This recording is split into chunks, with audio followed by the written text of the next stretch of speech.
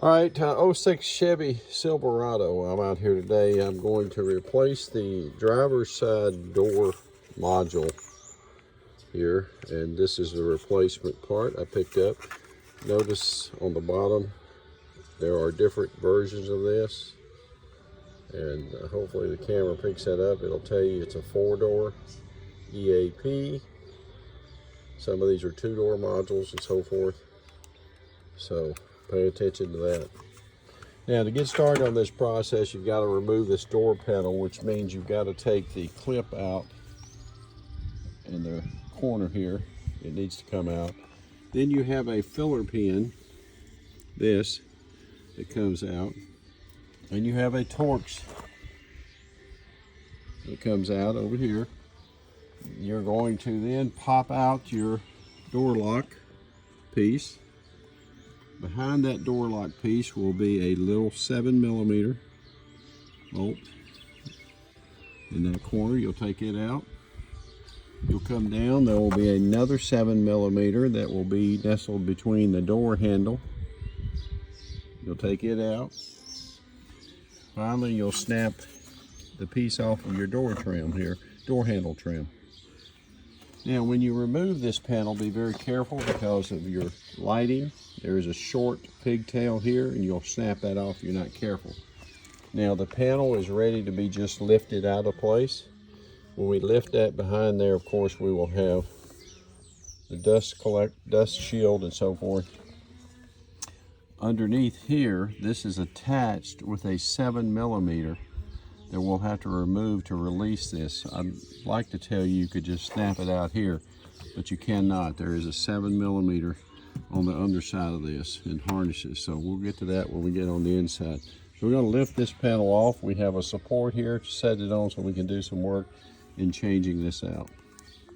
All right, so you should see now, there's your dust shield. I've been in here before, so there's some tape here, but there's the dust shield, water shield. And we're looking in from the angle. You can see the resting points here, the shelves that have to go back and connect in. Up there, you can see the harnesses. There's that short pigtail that goes to that light you want to be careful of. But I've got this now resting out here on a bench, so I can get back here now and start replacing that module. I'm going to get up here and unplug these wires, harnesses and all, so I can start releasing that. Okay, now I did want to show you, most of those harnesses are just push and pull, except that this larger one does have a locking tab on it. And when you find it located inside, it'll be in the lock position, which these little gray pieces will be in this position. You'll need to push these back to release it. And then you'll need them in that position when you reinstall it, because then you'll push it up to lock those back into position. So that's the one harness that has a lock on it. Again, we're replacing the door module. Okay, and you can see that in the lock position. Now, I like to test this before I remove the bolts and all. So I've now transferred the harnesses, and we're going to give this a test and see how this is working. Okay, now with this in position, we can test, and I can see it's moving the mirror. I'm gonna turn it to the right. I can see the right mirror moving. Let's test the window functions. Let's roll the window down.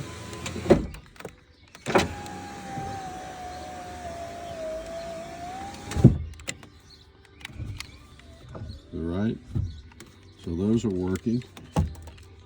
Let's check the door lock. Whoops. Check the door lock features.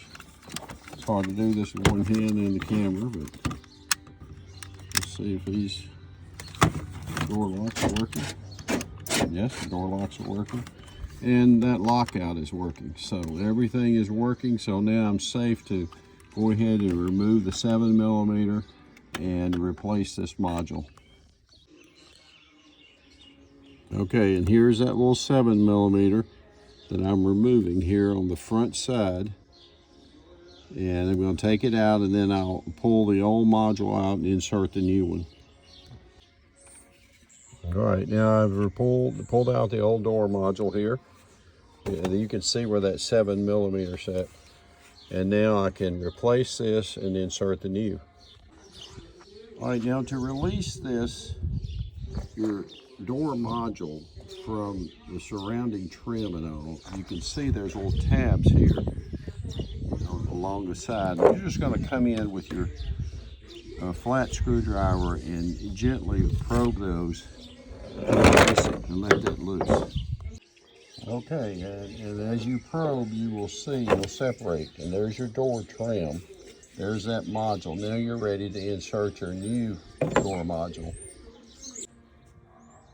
Okay, and with that reinserted, and I have reinstalled the little 7 millimeter back here. Let me see if I can show you that.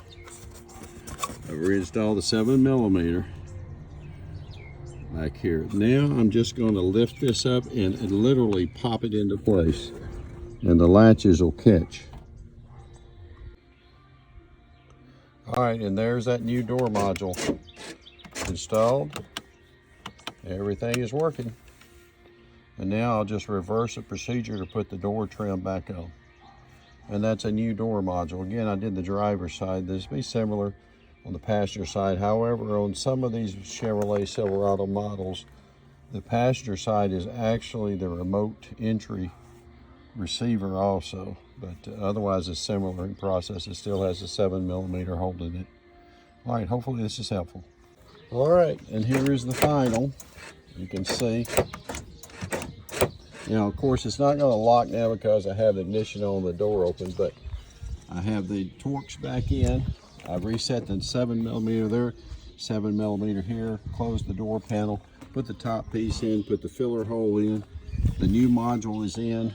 It's working. I've tested it. You saw me earlier. The light's still working, so there you go. Job done.